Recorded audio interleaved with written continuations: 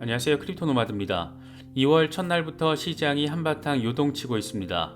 비트코인의 흐름이 거시경제 지표에 얼마나 예민하게 반응하는가, 이런 부분도 함께 느낄 수 있는 그런 상황입니다.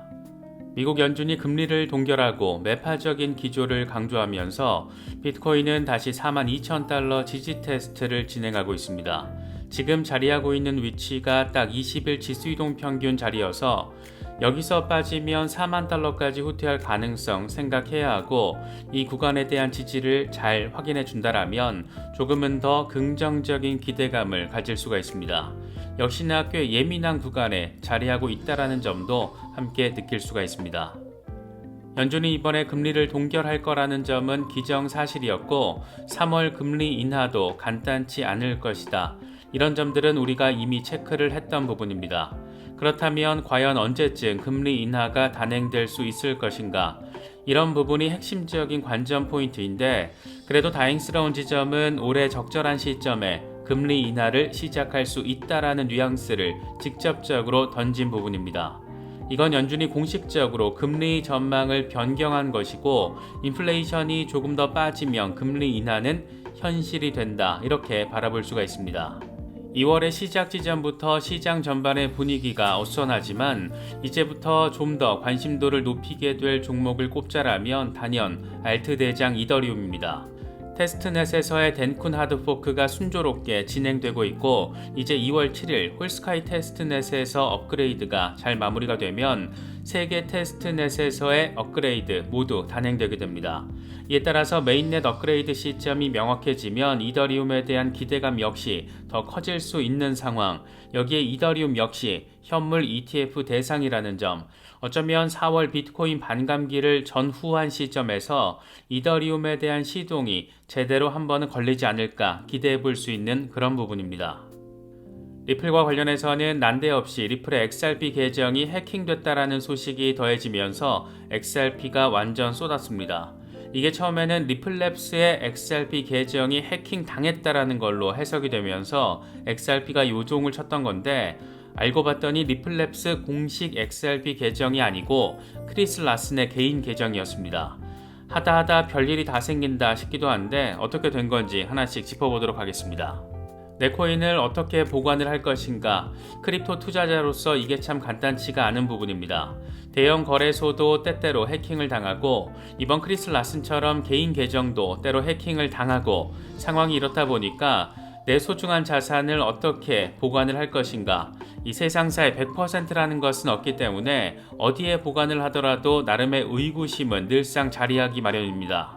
그래서 저는 리스크 분산 차원에서 일부 자산은 디센트 월렛에 보관을 하고 있는데, 콜드 월렛에 관심이 있으신 분들은 저희 채널과 파트너십을 맺고 있는 디센트 월렛을 특별 할인 가격에 구매하실 수 있습니다. 콜드 월렛에 보관을 하면 내가 직접 관리를 한다라는 장점이 있는 반면, 고액의 물량을 보관하실 경우에는 트래블 룰로 인해서 번거롭게 느껴질 수 있는 점들도 있으니까 이런 부분 잘 참고하시면 좋겠습니다. 특정 거래소나 코인 이체 등과 관련해서는 디센트 고객센터를 통해서 확인하실 수 있습니다. 그럼 이번 영상 시작하겠습니다. 2월의 시작 지점부터 비트코인의 흐름이 간단치가 않습니다. 미국 금리 이슈로 인해서 차트가 한방 얻어맞았는데 나름의 반등세를 보이면서 다시금 44,000달러 돌파 테스트에 대한 기대감을 키우던 딱 그 타이밍에 저항을 맞으면서 다시금 42,000달러 지지에 어려움을 겪는 모습을 확인해주고 있습니다. 공포 탐욕 지수는 하루 전보다 3포인트 오른 63을 기록하면서 탐욕 단계가 이어지고 있습니다. 비트코인 도미넌스는 살짝 반등을 해주면서 52.6% 주변에 자리하고 있는 상태입니다. 현재 비트코인의 흐름과 관련해서 코인텔레그래프의 기고가 라케시 우페디히에는 비트코인이 1월 29일 50일 단순이동 평균이 자리한 42,893달러를 넘어섰지만 황소들은 상승 모멘텀을 유지하지 못했고, 그렇게 44,700달러 위로 끌어올리는 데 실패했다. 곰세력은 20일 지수이동 평균이 자리한 42,277달러 아래로 가격을 끌어내리려고 하는데, 황소들이 가격을 다시 44,700달러 위로 올리면 모멘텀을 받아서 49,000달러까지 치솟을 수 있다. 반면 여기서 빠질 경우에는 곰들이 적극적으로 방어하고 있다는 것을 의미하는데, 이렇게 되면 42,277달러에서 44,700달러 사이 좁은 범위에서 한동안 거래될 수 있다. 이렇게 분석했습니다. 이번에 비트코인을 한방 때린 직접적인 요인은 연준의 금리 동결 이슈였습니다. 조기 금리 인하에 대한 시장의 기대감이 꺼지면서 증시도 비트코인도 제대로 얻어맞은 겁니다. 일단 분위기를 정리하면 3월에도 금리 인하는 간단치 않을 전망이고, 빠르면 5월 정도에 첫 번째 금리 인하가 단행될 가능성 생각해 볼 수 있는 상황이 됐습니다. 연준은 이번에 네 번째 금리 동결을 결정했는데, 이에 따라서 2001년 이후 가장 높은 수준의 금리를 이어오고 있습니다.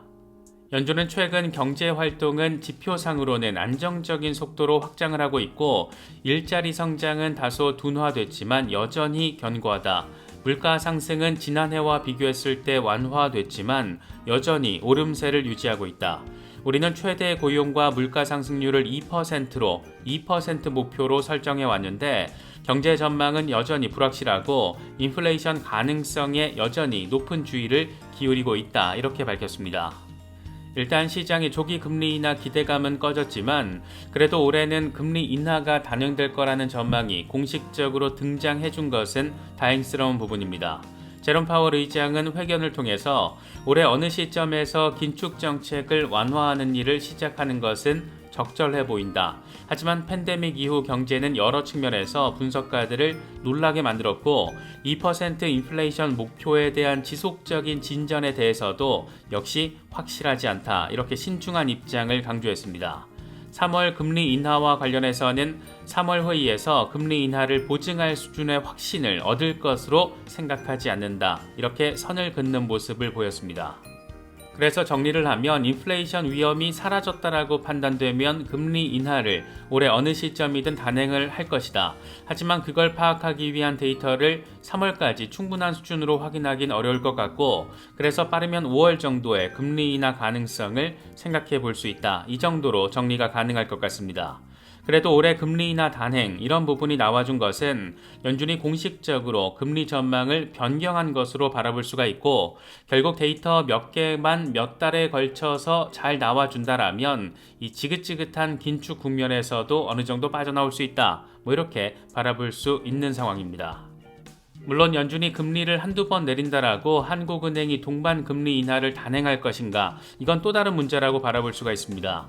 이미 금리 격차가 최대 2%포인트 수준으로 7개월째 이어지면서 금리 역전이 발생한 상황이기 때문인데, 미국이 금리를 인하하면 우리나라도 곧바로 금리를 인하할 것이다. 그래서 시장의 유동성이 엄청 확장될 것이다. 이렇게 기대를 하는 것은 상당히 나이브한 전망이 될 수도 있다. 이런 점도 참고하시면 좋을 것 같습니다.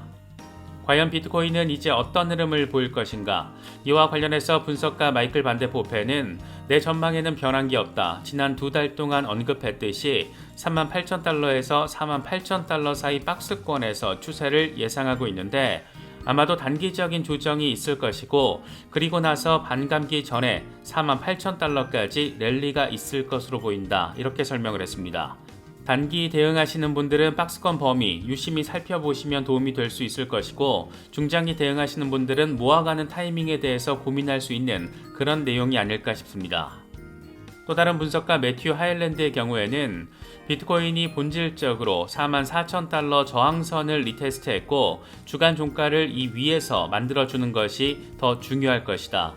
우리는 지금 주간 범위에서 41,300달러에서 44,000달러 사이 안에 있는데, 주간 종가 없이 이 사이에서 일어나는 일들은 모두 노이즈에 불과하다. 이렇게 설명을 하면서 주간 종가 마감이 41,300달러 아래로만 빠지지 않는다라면 아무 문제가 없는 것이고, 41,300달러에서 44,000달러 사이에서 박스권으로 움직이다가 결국에는 랠리를 벌이는 상황, 이런 것들을 제시하고 있습니다. 분석가 알레한드로는 좀 더 빡센 상황을 거듭해서 이야기하고 있습니다. 이 양반은 4월까지 비트코인이 35,000달러에서 36,000달러 구간까지 한번 바닥을 찍고 올해 안에 12만 달러에서 15만 달러까지 랠리를 벌일 것이다. 이런 점을 강조하고 있습니다. 조정의 폭, 박스권 횡보의 범위 이런 건 분석가들마다 차이가 있긴 한데 그래도 차트를 좀 볼 줄 안다라는 사람들이 꽤 다양한 관점들을 제시하고 있다라는 점 참고하시면 좋을 것 같습니다. 2월로 접어들면서 한 가지 관전 포인트 대상은 역시나 이더리움입니다. 덴쿤 하드포크가 메인넷에 언제 단행될 것인가 이게 진짜 중요한 부분인데 일단 테스트넷에서의 업그레이드는 순조롭게 진행되고 있는 모습입니다. 1월 17일 골리 테스트넷에서 업그레이드가 단행된 데 이어서 이번에는 세폴리아 테스트넷에서도 업그레이드가 잘 단행이 됐고 이제 마지막 3차 테스트넷 업그레이드에 해당하는 홀스카이 테스트넷 업그레이드가 2월 7일에 단행될 예정입니다. 여기까지 잘 마무리가 되면 빠르면 2월 안에 메인넷 업그레이드도 기대가 되는 상황인데 정확한 예고 시점은 3차 테스트넷 업그레이드가 마무리된 뒤에 개발팀에서 공지를 하면 그 윤곽이 좀 더 명확해질 것으로 바라볼 수가 있습니다. 이더리움 레이어2 수수료 절감과 보안 강화 등 엄청 빡센 대규모 업그레이드로 평가받고 있는 만큼 지난해 상대적으로 퍼포먼스가 약했던 이더리움의 약진을 기대해 볼 수 있는 그런 포인트 지점이기도 합니다. 요즘 마이클 반데포페가 이더리움 강세 전망을 꽤 지속적으로 또 반복적으로 제시하고 있는데 이 양반은 세 가지 상황을 제시하면서 이더리움이 3개월에서 6개월 안에 최대 4,000달러까지 상승할 수 있다는 전망을 제시했습니다. 먼저 첫 번째 배경은 덴쿤 하드포크, 두 번째는 이더리움 현물 ETF에 대한 기대감, 세 번째로는 4월 비트코인 반감기 이후 알트코인들로의 순환매 양상, 이 세 가지 상황을 제시하면서 이더리움에 대한 기대감을 키웠습니다. 영국계 대형은행 스탠다드 차타드의 경우에는 이더리움 ETF 승인과 관련해서 꽤나 전폭적인 입장을 제시했습니다. 스탠다드 차타드 외환사업부 책임자 제프리 캔드릭이 밝힌 내용인데 미국 SEC가 5월 23일에 이더리움 현물 ETF를 승인할 것이다. 이날은 이더리움 현물 ETF 가운데 첫 번째 ETF의 답변 마감일인데 이건 비트코인 현물 ETF 승인 당시인 1월 10일과 동일하다라고 바라볼 수 있다. 만약 이더리움 가격이 비트코인 ETF 승인 당시와 유사한 흐름으로 움직일 경우 4,000달러까지 상승할 수 있다. 우리는 시카고 상품거래소에서 이더리움 선물이 이미 거래되고 있는 만큼 SEC가 이더리움을 다르게 바라볼 근본적인 이유가 없다라고 생각한다. 이렇게 설명했습니다. 만약 SEC가 이더리움 현물 ETF를 거부할 경우 그레이스케일 사건 시즌2가 될 가능성이 높다라는 점에서 굉장히 흥미로운 시간이 될 것으로 생각됩니다.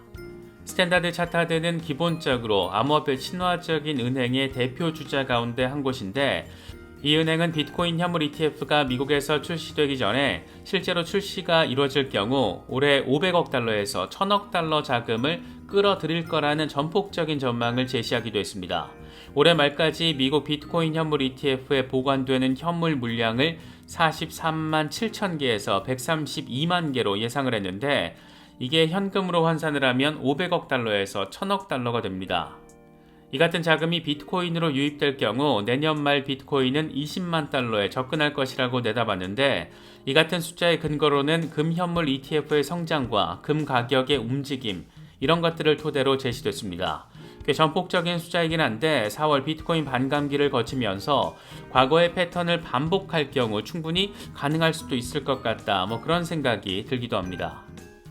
안 그래도 시장 상황이 어수선한데 리플의 경우에는 XRP 계정 해킹 소식이 더해지면서 시세가 더 어수선한 흐름을 보이고 있습니다.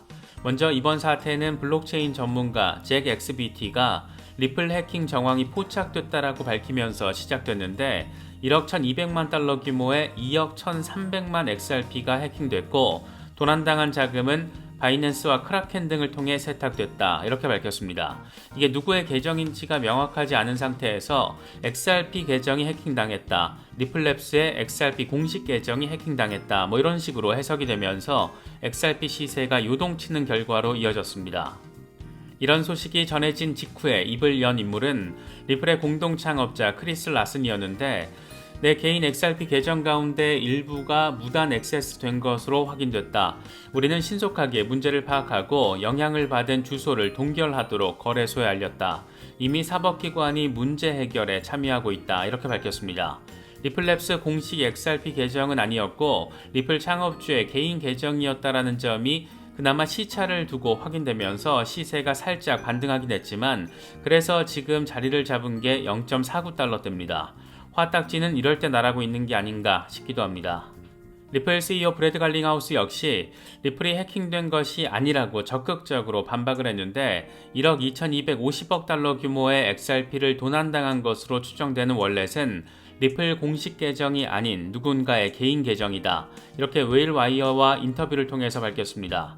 뭔가 참 괜히 짜증이 나는 것처럼 느껴지는 것은 꼭 기분 탓만은 아닌 것 같습니다. 이번에 암호화폐 미디어 코인피디아가 리플의 가치가 10배 증가할 수 있는 5가지 이유를 정리했는데 지금 현재 상황과 비전에 대한 라운드업 정도로 바라봐도 괜찮을 것 같습니다. 이건 디스커버 크립토의 진행자 조 파리스가 멘트를 친 걸 가지고 기사화를 한 겁니다. 먼저 첫 번째는 당연히 SEC와의 소송 이슈입니다. 이 검은 구름이 해결이 되면 불확실성이 사라지고 리플의 시세 역시 긍정적인 움직임을 보이게 될 거라는 게 핵심입니다. 물론 소송 해결 조건이 예상보다 빡세더라도 어떤 결과든 시장은 불확실성보다는 확실성을 선호한다라는 점에서 긍정적인 재료가 될 것이다. 이렇게 덧붙였습니다. 두 번째는 리플의 IPO 이슈가 거론됐습니다. 이건 최근 브래드 갈링하우스 CEO가 밝혔듯이 규제 불확실성 이슈로 인해서 즉각적인 IPO 계획을 고려하고 있지 않다 이렇게 말했었는데 이건 소송 리스크가 해결되면 다시 말해서 규제 명확성이 생기면 IPO를 진행하겠다 이런 말을 애둘려서 표현을 한 것으로 바라볼 수가 있습니다. 역시나 소송만 잘 정리가 되면 자동방으로 발생되는 호재 사이즈 참 어마어마하다 이런 부분도 새삼 느낄 수 있는 부분입니다.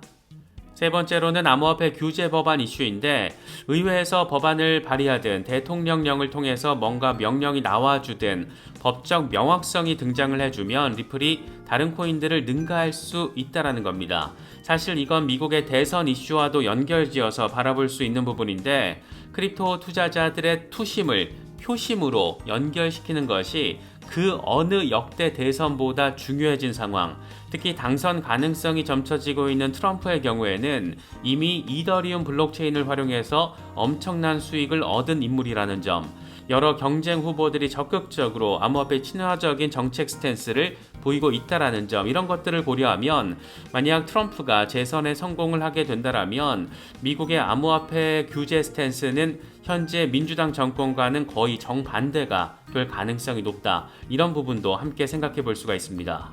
네 번째로는 기관 투자자가 증가하면서 이게 리플의 시세 상승에도 도움이 될 거라는 분석입니다. 비트코인 현물 ETF를 주류 금융이 채택을 하면서 투자자들이 리플을 포트폴리오에 추가하는 방식, 다시 말해서 패밀리 오피스 계좌나 퇴직연금 계좌에서의 채택이 증가할 수 있는 상황, 이런 점도 함께 거론됐습니다. 사실 이건 좀 더 객관화시켜서 표현을 하자라면 리플뿐만 아니라 이더리움, 솔라나 이런 시장의 메이저 프로젝트들도 모두 수혜 대상이 될 수 있다라고 바라볼 수가 있습니다. 마지막 다섯 번째로는 비트코인 반감기입니다. 반감기를 통해서 암호화폐 시장의 랠리가 펼쳐질 것으로 기대되는 지금의 상황에서 0.5달러 부근의 XRP 가격은 매력적이라는 겁니다. 물론 이건 역시 리플뿐만 아니라 펀더멘털이 확실한 다른 여타의 메이저급의 종목들에게도 비슷하게 적용할 수 있는 관점입니다. 뭐가 어떻게 될지는 예단하긴 어렵겠지만 일단 소송 이슈만 올해 상반기가 마무리될 때 즈음에 잘 마무리가 된다라면 어쩌면 리플 XRP는 올 한 해를 최고의 시간으로 장식할 수도 있지 않을까, 이런 생각이 드는 것은 진짜 꼭 기분 탓만은 아닌 것 같습니다. 요즘 리플과 HSBC의 파트너십이 다시금 집중적인 관심을 받고 있는데 다름 아닌 리플의 CTO 데이비 슈월츠가 인터뷰를 통해서 이에 대한 의미 부여를 굉장히 선명하게 했기 때문입니다. 이 양반은 리플의 비전적인 목표와 관련해서 몇 가지 의미 있는 상황을 설명을 했는데 먼저 지난해 커스터디 기업 메타코를 25억 달러 이걸 다 현금으로 주고 사들인 것과 관련해서 이건 리플이 기관들을 대상으로 한 원스톱 서비스 기업이 되기 위한 중요 단계였다. 암호화폐 커스터디 시장은 2030년까지 10조 달러에 도달할 것으로 보이는데 거대하고 빠르게 성장하는 분야가 될 것이다. 특히 이런 성장은 디지털 영역으로 자산의 토큰화가 증가하면서 더욱더 가속화될 것인데 기관 투자자가 암호화폐 시장의 주요 동인이 되면서 안전하고 신뢰할 수 있는 커스터디 솔루션의 필요성이 더욱더 중요해졌다 이렇게 말했습니다. 사실 이게 진짜 대단한 인사이트인 게 지금 실물자산 토큰화 이슈는 이 시장을 견인하고 있는 거대한 트렌드 이슈가 이미 돼버렸고 여기에 진입하고 있는 게 다름 아닌 JP모건, 시티뱅크 이런 곳들입니다. 그래서 지난해 하반기에 엄청나게 주목을 받았던 프로젝트들이 체인링크, 아발란체 등이었고 특히나 아발란체는 JP모건과의 파트너십을 협력을 하면서 엄청난 주목을 받았었습니다. 정리하면 지금 리플은 단순히 국경 간 송금 혁신을 구현하는 블록체인 기업이 아니라 새로운 시대적인 혁신을 이미 발빠르게 대비하고 준비하고 있다. 그렇게 돈도 엄청 많이 때려받고 있다. 이런 부분들 함께 느낄 수 있습니다. 이 양반은 특히 HSBC와의 파트너십과 관련해서 대형 은행들이 고객들에게 맞춤형 디지털 자산 커스터디 서비스를 도입하려는 야심찬 계획을 가지고 있는데 이런 접근 방식은 HSBC가 고급 기술을 활용해서 안전한 커스터디를 제공하고 동시에 고객들을 대신해서 규정 준수에 대한 책임을 지는 계층화 서비스와 유사하다라고 말하기도 했습니다. 결국 메타코를 현금 몰빵으로 인수를 하고 HSBC 같은 대형 은행들과 파트너십을 맺은 이유가 아주 단순화시켜서 표현을 하면 커스터디 이 한 단어로 정리가 가능한데 이건 은행에 돈을 맡기면 은행이 안전하게 내 돈을 보관해준다. 이런 당연한 명제를 디지털 자산 시대의 고객의 디지털 자산을 안전하게 보관을 해준다. 이렇게 전환시키는 작업으로도 바라볼 수가 있습니다. 그러니까 지금 리플이 준비하고 있는 미래는 미래의 은행 역할을 리플이 맡게 되거나 아니면 그것과 관련된 중추적인 역할을 하게 된다라는 것. 이건 참 투자자 입장에서는 어느 정도의 짜릿함을 느낄 수 있게 만드는 그런 부분이 아닐까 생각되기도 합니다.